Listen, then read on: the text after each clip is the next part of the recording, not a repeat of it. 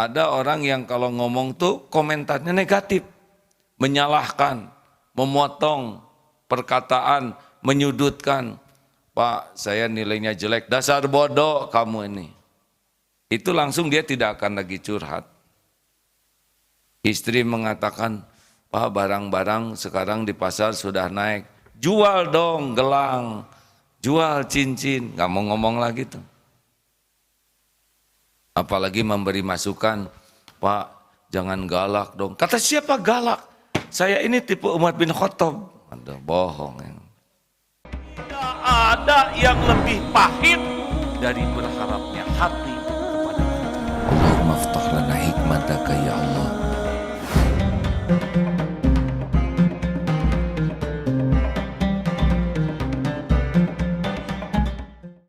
Bismillahirrahmanirrahim. Assalamualaikum warahmatullahi wabarakatuh. Alhamdulillahirabbil alamin. Alhamdulillahilladzi anzalat sakinah fi qulubil mu'minin liyajdadu imanan ma'a imanihim. Allahumma salli ala sayyidina Muhammad wa ala alihi wa ashabihi ajma'in. Semoga kita termasuk orang-orang yang disukai Allah, disukai Rasulullah, dan disukai orang-orang, karena ternyata orang yang baik itu adalah orang yang diharapkan kebaikan darinya dan dirindukan, karena dia bisa membawa kebaikan, jadi kita senang, kita rindu akan kebaikannya. Tapi orang yang buruk itu adalah orang yang dia tidak ada kebaikan dan dikhawatirkan keburukannya. Jadi kalau ada orang, nggak diharap ini dia bisa berbuat baik, tapi kalau ketemu malah terjadi keburukan. Saya pernah mendengar Pak MH kalau tidak salah mengatakan jenis pemimpin itu ada 5. Satu, ada pemimpin yang wajib, orang tua yang wajib, yaitu kalau beliau ada bisa pemimpin, bisa orang tua, bisa guru, bisa pertemanan. Kalau beliau ada, kita senang. Karena kita dapat manfaat dan jadi solusi. Kalau beliau tidak ada, pindah, mutasi atau meninggal, sedih. Karena kita kehilangan orang yang bisa memotivasi dan juga menjadi solusi. Nah, ada juga yang golongan sunnah. Adanya manfaat, tidak adanya tidak apa-apa. Kalau yang pertama tadi tidak adanya kehilangan, sedih. Nah kalau ini karena dia bekerjanya profesional tapi belum pakai hati. Jadi kalau karyawan ini pindah, ya nggak apa-apa. Hanya saja memang yang suka ngasih solusi nggak ada, tapi nggak sampai pedih. Nah ini kerjanya bagus, tapi belum bisa menyentuh hati. Yang ketiga adalah karyawan atau pemimpin yang mubah. Dia ada, tiada sama aja. Dia ngantor, gak jadi kebaikan buat kantor. Dia tidak ada, kantor juga gak ada masalah. Sama, di mana-mana banyak juga yang model gini nih. Dia ngantor gak nambah manfaat, dia tidak ngantor, tidak jadi mudarat. Ada tidak adanya, tidak ada nilainya. Yang keempat, yang makruh katanya. Kalau dia ngantor, jadi masalah. Kalau dia tidak ngantor, tenang kantor. Nah yang kelima, yang haram. Yang kalau dia ngantor, segala hilang. Kalau dia dipecat, semua sujud syukur. Nah kita yang mana nih hadirin? Jangan sampai kehadiran kita tuh tidak diharapkan kehadirannya. Ini banyak pertanyaan, bagaimana tekniknya supaya bisa akrab? Orang tua dan anak, guru murid, pimpinan dengan karyawan, suami istri, supaya akrab ini maaf mengulangi ilmu keakraban ya. Syarat yang pertama, orang bisa akrab, bisa komunikasinya dekat. Syarat yang pertama, aman. Jadi orang tidak mau dekat yang dengan tidak aman. Coba dengan kuda saja, kuda yang suka ngegigit tidak mau dekat. Apalagi kuda yang suka nendang. Tapi ada kuda yang baik, soleh, solehah.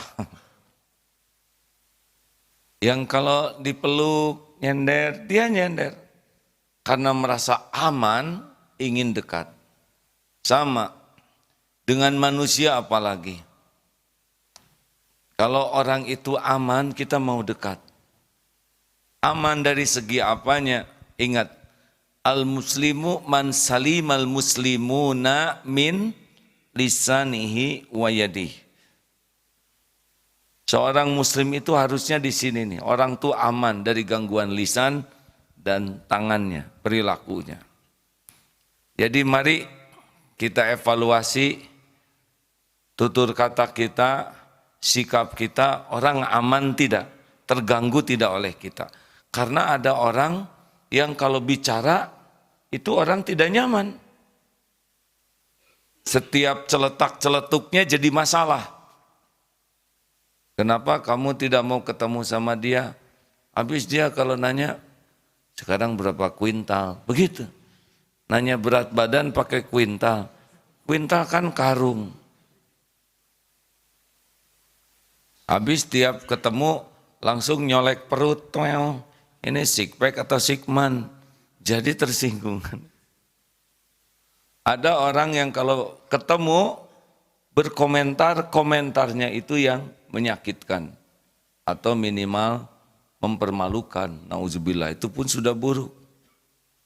Stop bicara apapun. Kenapa orang tidak aman? Kalau dia bicara suka dipotong. Wah, tadi malam sepak bola seru. Jangan nonton sepak bola kamu. Belum juga tamat. Gimana ya? Katanya itu sekarang dolar makin naik.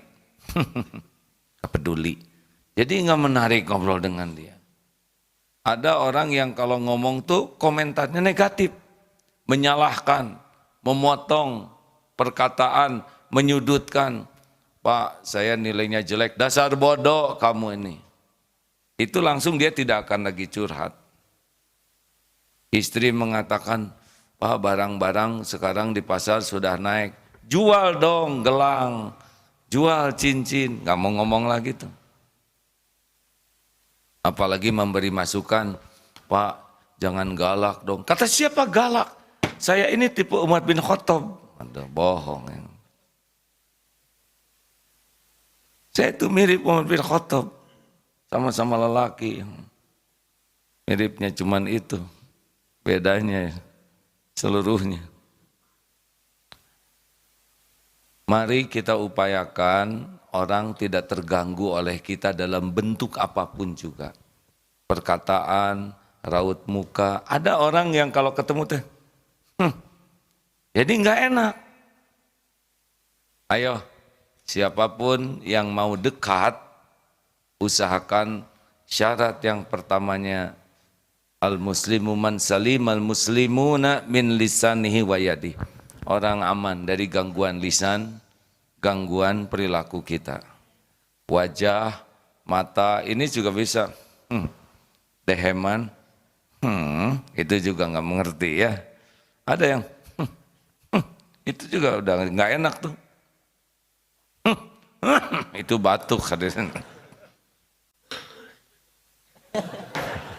Tidak apa-apa, tidak apa. Saya harus boleh membuat beliau nyaman. Silahkan Pak, sepuasnya kan nggak boleh itu juga hadirin. Ada yang bertanya dianggap bodoh, ada yang memberi saran dianggap sarannya sederhana. Kalau suami selalu membuat tidak nyaman istri dan anak-anaknya bicaranya, itu cenderung tidak akan berkomunikasi yang baik, yang dekat. Sama istri juga. Kalau suaminya mau bicara dipotong, disalahkan, dimarahkan, tidak akan bisa komunikasi baik. Jadi syarat pertamanya adalah aman. 2, syarat yang kedua komunikasi bisa baik adalah suportif. Membangun, mensupport. Jadi kalau kita ingin bisa dekat dengan seseorang, posisi kita jangan di atas, tapi menjadi supporter lah. Kalau dia tidak tahu, kita bantu jadi tahu. Kalau dia lupa, kita bantu jadi ingat. Kalau dia salah, kita bantu ingatkan. Kalau dia lalai, kita bantu supaya semangat. Kalau dia tergelincir, kita bantu supaya bangkit kembali. Jadi posisi kita ini bukan orang yang menghukum, memvonis, menghakimi, tapi membangun. Akan dekat. Coba kalau kita melakukan kesalahan, maunya dihina atau dibantu supaya bisa bangkit. Biasanya nanya ke ibu-ibu, ini ada ibu-ibu tamu dari mana? Majelis Taklim Baitul Jannah, ibu-ibu PKK Katileng Timur, Semorong, Semarang. Apa kabar Mbok? Nyubuh-nyubuh sudah ke sini. Mana yang dari Semarang? Masya Allah. Jam berapa dari sana? Jam 4 sore. Sampai ke sini? Jam 4 pagi. Wah, puas dong. Ya. Nah, selalu positif. Jadi puas di dalam bisnya. Jangan, wah lama. Percuma ngomong itu. Ya. Senang ya Bu ya? Alhamdulillah. Bu, Ibu, kalau Ibu melakukan kesalahan, maunya dimarah oleh suami atau dibantu dengan nasihat yang lemah lembut? Jawab Bu, jangan bikin emosi, cepat jawab. Di Semarang teh gimana, ada persuamian kan? Jawab Bu, siapa tahu dikabulkan. Maunya dimarah oleh suami atau dinasehati dengan lemah lembut? Maunya dinasehatinya di depan anak-anak atau sembunyi-sembunyi? Berdua gitu. Maunya diungkit-ungkit atau sekali saja? Jawab Bu. Sekali, jadi jangan suka diungkit-ungkit gitu. Maunya dimaafkan atau tidak? Dimaafkannya sesudah Ibu minta maaf atau sebelum minta maaf? Jawab yang benar Bu. Mau dimaafinnya sesudah Ibu minta maaf atau sebelum minta maaf udah dimaafin? Manis pisan hadirin, eta mah top. Saya paling suka nanya ini Pak. Diulang-ulang sama jawabannya. Jadi ibu teh kalau melakukan kesalahan suami itu jangan marah ya Bu ya. Tapi menasehati dengan lemah lembut, sembunyi-sembunyi, jangan di depan orang lain, dan sekali aja, nggak usah diungkit-ungkit gitu kan Bu. Langsung dimaafkan ya sebelum ibu minta maaf gitu kan. Damai pisan hadirin. Kalau ibu gitu enggak sama suami? Nah, emang kebiasaan di Jawa begitu ya? Iya. Wes ngono bae yo, boten nopo-nopo. Nah hadirin, udah standarnya sama. Sama Bu, lelaki juga gitu. Maunya kalau kami ada salah tuh ibu tuh pura-pura nggak tahu aja ya. Kalaupun mau menegur, negur dengan bijaksana, lemah lembut. Dan langsung dimaafkan ya. Enaknya gitu kan. Nah hadirin, ayolah, siapa sih yang tidak punya kesalahan, betul? Boleh jadi orang salah dan kesalahan itu yang mengangkat derajatnya. Wah, bagaimana mungkin dosa bisa mengangkat derajat? Dosanya tidak mengangkat derajat, tapi tobatnya itu yang mengangkat derajat. Ada orang berbuat dosa, langsung tobat nasuha. Innallaha yuhibbut tawwabin wa yuhibbul mutatahhirin. Sesungguhnya Allah sangat mencintai orang yang bertaubat dan mensucikan diri. Ini penting, jangan sampai kita menghakimi seseorang karena kesalahannya, padahal kesalahan itulah yang membuat orang tersebut jadi lebih tinggi derajatnya di sisi Allah. 3, jadi suportif ya. Ya, kalau ada bikin salah, ya. Nasi jadi bubur, bagaimana kita buat bubur jadi bubur ayam spesial? Kalau nasi jadi bubur, ayo cari cakwe, ayam, kacang polong, kerupuk, kecap, seledri, bawang goreng, sambal, gepuk, karedok, dan sate marangi. Ya, keterlaluan hadirin. Belum punya kisah yang lain, tapi cerita tentang bapak yang selalu nyemangati anaknya. Suatu saat anaknya gak mau masuk ke rumah SD nih. Kenapa nak?